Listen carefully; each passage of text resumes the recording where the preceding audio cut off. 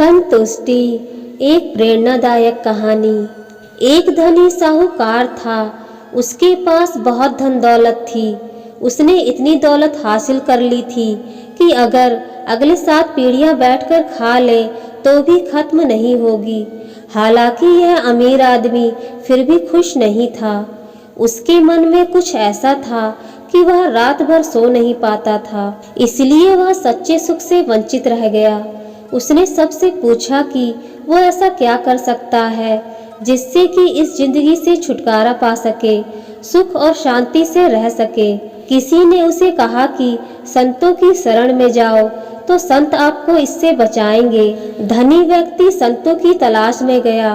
रास्ते में एक साधु महाराज एक पेड़ के नीचे बैठे थे।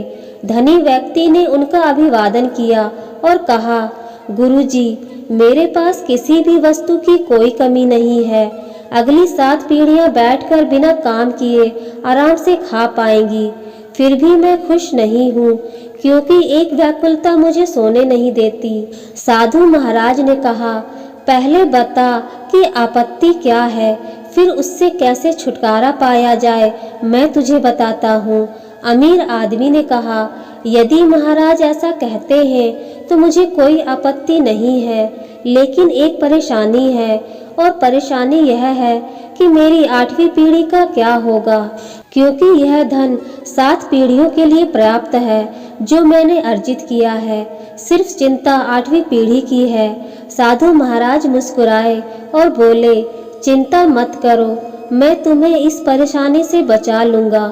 साधु महाराज ने उसे 1 किलो चावल की पोटली दी और कहा कि उस पहाड़ पर एक बुढ़िया माई एक कुटिया में रहती है, उसको चावल देकर आ। जा, मैं तुम्हें तुम्हारे भ्रम से मुक्त करता हूँ। अमीर आदमी चावल लेकर बुढ़िया माई की कुटिया में आ गया। उस कुटिया में दरवाजा तक नहीं था। वह बुढ़िया माई भगवान के भजन में लीन थी। अमीर आदमी के पैरों की आहट से बुढ़िया माँ का ध्यान टूट गया। उसने ऊपर देखा और कहा कि बेटा, आप यहाँ क्यों आए हो?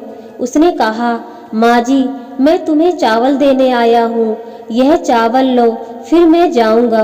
बुढ़िया माँ ने कहा कि मैंने आपको चावल लाने के लिए नहीं कहा था। क्या आपके सामने मैंने हाथ फैलाया था? नहीं, है ना? फिर चावल क्यों लाए? यह पोटली उठाओ और जाओ। फिर अमीर आदमी ने कहा, मुझे उस पेड़ के नीचे बैठे साधु ने भेजा है, इसलिए मैं आया हूँ। उसने कहा कि जाकर साधु से कह देना कि मेरी कुटिया में 2 दिन के लिए पर्याप्त चावल है। अमीर आदमी ने अपने सामान्य ज्ञान का इस्तेमाल किया। उसने कहा कि माँ जी, आपको तीसरे दिन के लिए चावल काम आएंगे। बूढ़ी माँ ने कहा कि आप और वह साधु मेरे तीसरे दिन की चिंता मत करो। उस साधु से कहना कि मेरे तीसरे दिन के चावल का संबंध उसी से है जिस पर मैं इस एकांत स्थान में अपना सारा बोझ लेकर जप करने बैठी हूँ। यह सुनकर अमीर आदमी पोटली लेकर वापस आ गया। साधु के सामने पोटली रखकर चला गया। साधु ने उसे पुकारा, अरे ओ सज्जन, तुम समस्या लेकर आए हो, मैं तुम्हें इस समस्या से बाहर निकालने जा रहा हूँ। अमीर आदमी ने सिर झुकाकर कहा, महाराज, मुझे जवाब मिल गया। बुढ़िया माँ के पास तीसरे दिन के चावल नहीं है, फिर भी खुश हैं, और मेरे पास सब कुछ है, तब भी मैं दुखी हूँ। जिसके पास कुछ भी नहीं है, वह अगर अपने भविष्य का विचार नहीं करती है और भरोसा करती हैं कि भगवान कुछ बुरा नहीं होने देंगे, तो फिर मैं, जिसे भगवान ने इतना कुछ दिया है, मुझे इस फालतू की चिंता में नहीं पड़ना चाहिए। यह मुझे समझ में आ गया है। दोस्तों, छोटी सी यह ज्ञानवर्धक कहानी हमें सिखाती है कि हमारे पास जो है उसका आनंद लेना चाहिए, उसमें खुशी ढूंढनी चाहिए। जो नहीं है उसके बारे में फालतू की चिंता लेकर हमें अपना सुख चैन नहीं खोना चाहिए। जय श्री राधे कृष्णा।